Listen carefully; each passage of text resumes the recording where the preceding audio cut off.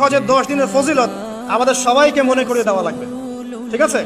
Online অফলাইনে সবাই প্রচার করবেন। এই 10 দিন নেক আমলের জন্য একটা উৎসবের উপহার আল্লাহর পক্ষ থেকে। এই 10টা দিন যেন আমরা আল্লাহর পক্ষ থেকে এই উপহারকে কাজে লাগাই, বেশি বেশি নেক আমল করি, পরকালতে গুছিয়ে নেই, পারবো ইনশাআল্লাহ।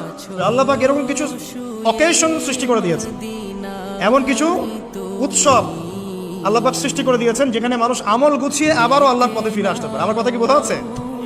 ঠিক এরকমই একটা উৎসব হচ্ছে, একটা অকেশন হচ্ছে আমলের উৎসব, সেটা হলো এই জিলহজ মাসের প্রথম 10 দিন।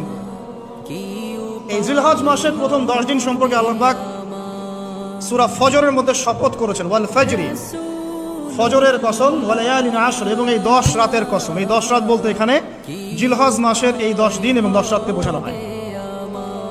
এর ফজিলত সম্পর্কে নবী সাল্লাল্লাহু আলাইহি ওয়াসাল্লাম একটা হাদিসে বলছেন, সহিহ বুখারী হাদিস, আনাস রাদিয়াল্লাহু আনহু ইবনে আব্বাস রাদিয়াল্লাহু আনহুমা থেকে বর্ণিত, নবী করিম সাল্লাল্লাহু আলাইহি ওয়াসাল্লাম বলেছেন যে মা মিন আইয়ামিন আমালু সালিহু ফীহিন্না আহাব্বু ইলাল্লাহ মিন হাযিহিল আইয়ামিল আশরা।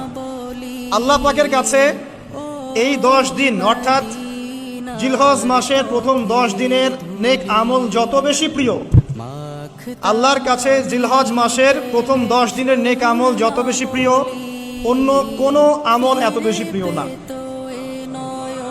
অন্য কোন আমল, এটা বুঝতে গিয়ে সাহাবায়ে কেরাম প্রশ্ন করছেন, ক্বালু, তারা বলছেন, ইয়া রাসূলুল্লাহ, হে আল্লাহর রাসূল, বলুন সাল্লাল্লাহু আলাইহি ওয়াসাল্লাম, ওয়ালাল জিহাদু ফি সাবিলিল্লাহ, আল্লাহর পথের জিহাদও কি নয়? আমরা তো জানি ইসলামের সর্বোচ্চ চূড়া হচ্ছে